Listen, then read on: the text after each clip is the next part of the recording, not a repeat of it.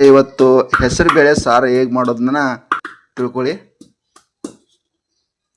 First ಬೆಳ್ಳುಳ್ಳಿನ ಹೇಗೆ ಜಜ್ಕೋಬೇಕು,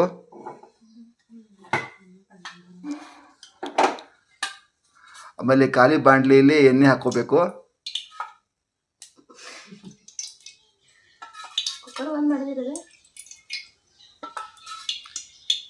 ನಾಲ್ಕು ಸ್ಪೂನ್ ಆಗೋಷ್ಟು ಎಣ್ಣೆ ಹಾಕೋಬೇಕು. 5 ಸ್ಪೂನ್ ಎಣ್ಣೆ ಹಾಕಿದ್ದಾರೆ. ಅದಕ್ಕೆ ಸಾಸಿವೆ ಕಾಳು ಅಷ್ಟು ಹಾಕೊಂಡಿದ್ದಾರೆ.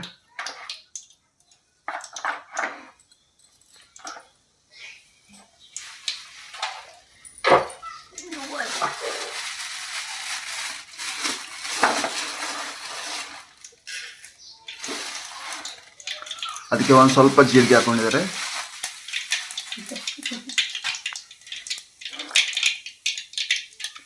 ಅದಕ್ಕೆ ಬೆಳ್ಳುಳ್ಳಿ ಜಜ್ಜಿರೋದನ್ನ ಹಾಕಿದ್ದಾರೆ. ಸ್ವಲ್ಪ ಅರಿಶಿನ, ಸ್ವಲ್ಪ ಸಾಂಬಾರ್ ಪೌಡ್ರು, ಚಿಲ್ಲಿ ಪೌಡ್ರ್ ಹಾಕ್ತಾವ್ರೆ.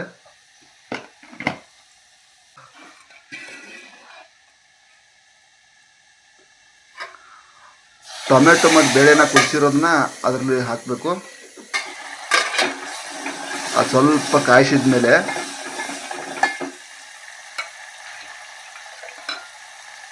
ಅದಕ್ಕೆ ಕುದಿಸಿರೋ ಟೊಮೆಟೊನ ಮತ್ತು ಬೇಳೆನ ಹಾಕಬೇಕು.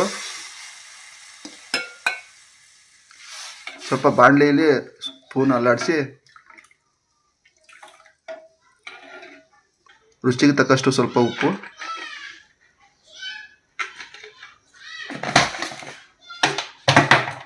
ಅದಕ್ಕೆ ಸ್ವಲ್ಪ ಕೊತ್ತಂಬರಿ ಸೊಪ್ಪನ್ನ ಹಾಕಬೇಕು ಮೇಲೆ. ಈಗ ಸ್ವಲ್ಪ ಕುದಿಸಿದ್ರೆ ಸಾಂಬಾರು ರೆಡಿ. ಈ ಸಾಂಬಾರನ್ನ ರೊಟ್ಟಿ ಸಂಗಡ ತಿನ್ಬೋದು, ಅನ್ನದ ಜೊತೆ ತಿನ್ಬೋದು, ಚಪಾತಿ ಜೊತೆನೂ ತಿನ್ಬೋದು. ನೋಡಿ ಸಾಂಬಾರು ರೆಡಿಯಾಗಿದೆ.